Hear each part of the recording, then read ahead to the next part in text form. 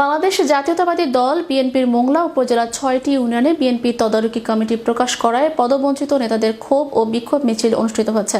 শুক্রবার বিকেলে মোংলা পুর মার্কেটের সামনে এইসব পদবঞ্চিত নেতাকর্মী বিক্ষোভ মিছিল করেন। এ সময় বিএনপি নেতা হানিফ শেখ, বাবুল ফকির, ফখরুল মৃধা, বাদশাহ সহ আরও অনেকে বক্তব্য রাখেন।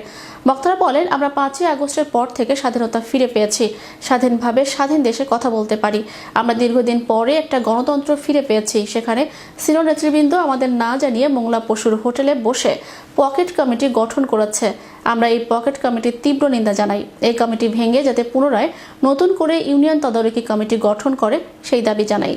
জেলা কমিটির একটা টিম মোংলা থানায় আসছে এবং ওই টিমে আমাদের শামীম সাহেবের গ্রুপের কোনো কর্মীকে ভালো অবস্থান দেওয়া হয় নাই।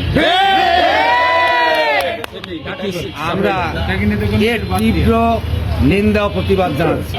গত কালকের যে কমিটি এরা মোংলা থানার পরে দিয়েছে, সমস্ত লোক হচ্ছে আপনার আওয়ামী লীগের সমস্ত লোকজন দিয়ে তারা সেই কমিটি দিচ্ছে।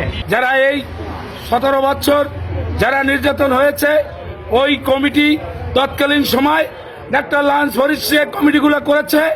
মংলা থানার 31 সদস্য ওই কমিটিতে ত্যাগী কোনো লোকগুলো আসে নাই এবং এই ত্যাগী লোকগুলা কোনো লোকগুলো আসে নাই।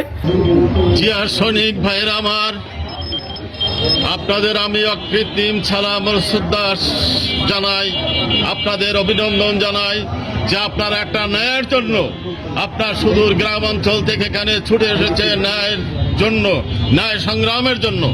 যেহেতু গতদিন বসর হোটেলে একটা কমিটি হয়েছে, বাগেরহাট থেকে কিছু নেতৃবৃন্দ আসছিলেন, তারা যে কমিটিটা করেছে আপত্তিকর ব্যাপার। পশুর হোটেলে বসে যে কমিটিটা করা হয়েছে, সেই কমিটির একটি বিতর্কিত কমিটি ছিল এবং সেন্ট্রাল থেকে সেই কমিটিটা স্থগিত করা হয়েছিল।